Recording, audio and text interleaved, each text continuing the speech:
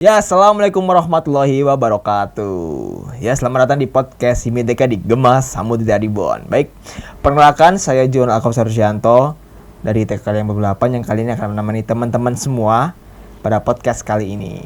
Nah, di podcast kali ini nih, podcast perdana kita yang pertama ini kita kedatangan tamu yang keren banget, sangat spesial, yaitu Bang Hazel Sakif selaku Ketua Himiteka Kepengurusan 2023-2024. Nah, teman-teman, tentunya kita udah gak asing lagi dong dengan yang namanya Himiteka. Jadi Himiteka itu adalah himpunan mahasiswa ilmu dan teknologi kelautan yang merupakan organisasi mahasiswa ITK yang ada di FPIK IPB.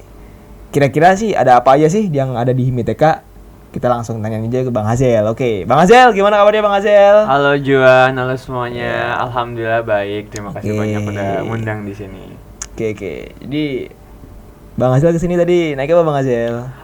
Kebetulan kan di asrama aku. Yeah. Jadi tadi dari asrama langsung naik motor aja ke IPB sih. Kebetulan di asramanya juga di IPB. Jadi tinggal langsung aja ke FPIK sini, langsung ke tempat gitu. Oke. Jadi kita ngomongin Himiteka nih Bang Hazel nih. Jadi mungkin pertanyaan buat bridgingan dulu ya Bang Hazel ya. Menurut Bang Hazel tuh Himiteka tuh kayak gimana sih Bang Hazel Himiteka? Oke, jadi kalau ngomongin soal Himiteka sendiri, sebenarnya uniknya ya, dia itu organisasi di IPB, Institut Pertanian Bogor, satu-satunya yang beneran fokus di bidang kelautan. Satu-satunya. Jadi kalau misalkan dari Sivitas Akademika IPB ataupun dari mahasiswa ITK-nya itu sendiri emang beneran pengen mempelajari kelautan, pengen mempelajari industri ataupun pasca kampus kelautan, Himiteka tuh jadi satu-satunya organisasi yang bener-bener bisa ngeluangin fasilitas tersebut gitu, wadah tersebut. Jadi dari Himiteka ini sendiri kita harapkan jadi tempat yang bagus buat pengembangan mahasiswa dan juga organisasinya itu sendiri buat memahami tentang laut, memahami tentang industri kelautan dan juga memahami gimana caranya biar orang-orang yang udah masuk ke dalam industri itu bisa bekerja di bidang kelautan di Indonesia terutama. Oke. Tapi Bang Hazel gini nih. Kan sekarang ini banyak kegiatan mahasiswa itu selain dari organisasi mahasiswa itu ada kegiatan magang, MBKM dan lain sebagainya. Nah, dilihat dari kegiatan-kegiatan itu apakah organisasi mahasiswa ini masih relevan Bang Hazel di mata mahasiswa Bang Hazel? Oke, jadi kalau misalkan ngomongin relevansi organisasi ya, relevansi Ormawa, itu memang dari banyaknya program-program tersebut, ya memang mereka menjanjikan kegiatan-kegiatan tersebut itu output-output yang memang sangat menguntungkan. Dan di situ juga sebenarnya Ormawa seperti Himiteka itu kita harus bisa beradaptasi gitu, beradaptasi dengan mereka, gimana caranya biar anggota-anggota di Himiteka juga itu bisa berkembang. Mereka juga bisa dapat output yang sekiranya bisa dimanfaatkan buat pasca kampus. Dimana kebanyakan program-program itu aja itu banyak yang fokus di bidang-bidang pasca kampus gitu ya. Kayak misalkan leadership, terus habis itu juga magang, terus habis itu studi independen. Gimana caranya biar Himiteka ini relevan, itu bisa kita bikin mahasiswa-mahasiswa di dalamnya itu juga merasa memiliki manfaat, mendapatkan manfaat, gimana caranya mereka dapat skill yang baru, relasi yang baru ataupun pengalaman baru selama kampus maupun pasca kampus nantinya.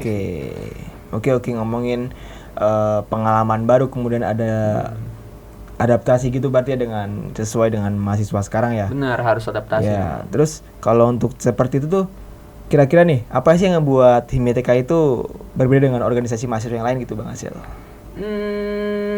Kalau misalkan ngebahas perbedaan Himiteka tadi ya, kita udah ngebahas tentang gimana Himiteka ini jadi satu-satunya organisasi yang fokus di bidang kelautan. Benar. Dan di situ juga kita harus bikin organisasi yang terstruktur gitu loh. Jadi kita bikin organisasi yang kita semua bisa kerja secara struktural.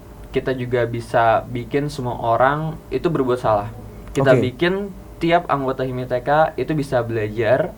Kita bikin biar mereka bisa banyak belajar dari skill-skill yang mereka dapatkan dari divisi biro ataupun bagian-bagian di Himiteka itu kan ada ya. Nah itu mereka bisa belajar dari situ ataupun kelautan secara khusus dan ataupun mereka nanti secara keseluruhan itu bisa dapat relasi di bidang kelautan baik itu industri, terus NGO ataupun di bidang pemerintahan nantinya gitu. Jadi kan Bang Hasil udah jelasin banyak banget terkait HIMITK gitu sendiri ya Bang ya. Kan Bang Hasil juga sebagai ketua HIMITK Bang. Apa sih yang menjadi visi misi Bang Hasil, visi misi utama Bang Hasil sebagai ketua gitu Bang dalam memimpin perusahaan kali ini Bang? Oke, jadi kalau misalkan ngebahas visi misi, sebenarnya pengen organisasi HIMITK ini jadi organisasi student governance. Oke. Student governance itu pemerintahan mahasiswa lah ya. Ya kan, pemerintahan mahasiswa yang dimana setiap mahasiswa departemen ITK itu bisa jadi aktor utamanya. Oke. Jadi bisa partisipasi aktif. Terus habis itu kita bisa bikin wadah yang kolaboratif juga buat mereka. Kita bikin informasi kegiatan kayak misalkan lomba ataupun konferensi kelautan ataupun kegiatan-kegiatan kelautan itu kita taruh semuanya, kita berikan semua ke mahasiswa ITK secara keseluruhan biar mereka bisa kolaborasi. Terus mereka bisa berkembang juga di situ. Kita fasilitasin kalau misalkan ada pendanaan dan kita bisa audiensikan itu ke direktorat maupun ke departemen, itu bisa kita bantu gitu. Nah, kemudian kita juga bisa bikin semua orang dari mahasiswa ITK-nya itu sendiri itu biar bisa mengkritisi organisasinya itu sendiri. Kita pengen tiap anggota HIMITK, terus habis itu anggota non HIMITK itu bisa ngasih masukan, ngasih evaluasi biar kita terus belajar. Karena harapannya dari organisasinya itu sendiri bisa berkembang dan dari mahasiswanya itu sendiri juga berkembang gitu loh. Paling gitu sih. Oke, keren banget nih visi misi dari Bang Hasil ini ya. Dari visi misi itu Bang Hasil nih kira-kira apa sih Bang Hasil, target dari Bang Hasil sendiri sebagai ketua HIMITK gitu Bang? Kalau ngomongin target sebenarnya fokusnya di dua hal sih, di organisasinya sama di mahasiswanya. Nah, jadi kalau misalkan ngebahas organisasinya, tentu kita pengen organisasinya ini berkembang terus biar bisa nyampe ke skala yang lebih tinggi. Maksudnya kita insya Allah tahun ini kita bisa nyampe ke skala internasional lewat Indonesia Marine Summit ataupun kegiatan-kegiatan konferensi. Itu kita usahakan biar HIMITK bisa proaktif, bisa partisipatif di kegiatan-kegiatan tersebut. Nah, habis itu yang kedua itu juga mahasiswanya. Kita pengen mahasiswanya ini juga bisa berkembang di bagian-bagian divisi bironya tersebut, di spesialisasi mereka.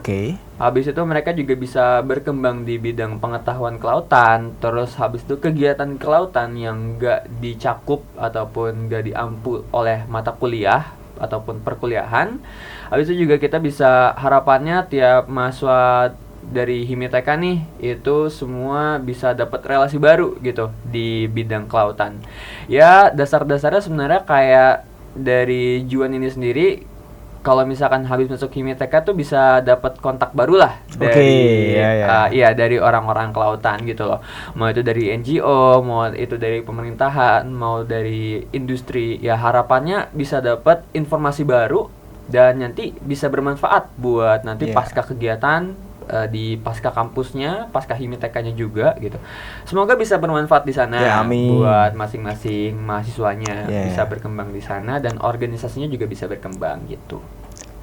Ngomongin mahasiswa nih Bang. Ternyata juga tak lepas juga dari namanya Tridharma Perguruan Tinggi nih. IPB banget tuh. IPB banget itu. Dan gimana sih HIMITK itu berperan gitu dalam melaksanakan Tridharma Perguruan Tinggi khususnya di bidang ilmu dan teknologi kelautan gitu Bang? Kalau misalkan ngomongin Tridharma Perguruan Tinggi, sebenarnya kita bisa memahaminya itu lewat program-program kerja kita. Kegiatan kita nih, misalkan pengabdian masyarakat, itu kita bisa partisipasi aktif di PPK Ormawa. Itu kegiatan kompetisi pendanaan lah ya. Kompetisi pendanaan buat penguatan Ormawa, buat bisa mengabdi di masyarakat. Dan kebetulan kita ngambilnya itu temanya desa maritim ya. Benar, kita di desa maritim, kita insya Allah bisa mengembangkan sebuah desa maritim dan di situ bisa menjadi penerapan Tridharma Perguruan Tinggi. Dan kemudian juga ada program kayak restorasi mangrove yang insya Allah diadain juga di Pulau Jawa lah kurang lebih. Nanti di situ kita bisa belajar tentang mangrove di sana, memahami gimana caranya masyarakat setempat itu hidup dengan mangrove ataupun yang sekiranya berdampak gitu loh dengan apa yang menjadi perubahan-perubahan iklim yang kita bahas sekarang, ataupun sampah yang nyampe di mangrove, itu kita pelajarin semua di sana dan kita bisa memahami apa yang menjadi kondisi masyarakat sesungguhnya di sana gitu. Dan di situ juga kita belajar gimana caranya kita bisa meneliti langsung di lapangan, karena kebetulan kan ITK itu ya lapang ya. Ya benar. Ya kan, kita lapang. banyak banget kalau misalkan kita mempelajari sesuatu itu kita bukan cuma laboratorium, tapi kita juga di lautnya. Laboratorium kita malah laut gitu kan. Iya benar. Jadi ada kegiatan kayak misalkan ekspedisi HIMITEKA ke-9 yang insya Allah kita ke Maluku. Itu kita pengen banget buat mempelajari langsung gimana kondisi laut, kondisi biota-biota di sana, dan masyarakat terutama sosial ekonomi mereka itu ngaruh, dan kita bisa menerapkan lah teori-teori ataupun ilmu-ilmu yang kita dapat di perkuliahan itu ke kegiatan tersebut. Gitu. Nah, di situ juga kita bakal ngedukung banget kegiatan-kegiatan akademik yang lain, kayak misalkan perkuliahan ataupun misalkan sarana prasarana perkuliahan, kurikulum perkuliahan itu akan difasilitasi dan juga dibantu oleh HIMITEKA insya Allah. Dan seenggaknya dari situ kita bisa berkomitmen lah HIMITEKA itu buat Tridharma perguruan tingginya. Ya, bagus banget nih dari HIMITEKA untuk peran dalam perguruan tinggi Tridharma perguruan tinggi ya. Bang Azel ngomongin tadi program-program dari Bang Azel kayak tadi ada restorasi mangrove, PPKO, kemudian pelatihan. Tentu ada juga melibatkan pihak eksternal Bang dalam kolaborasinya ya Bang ya.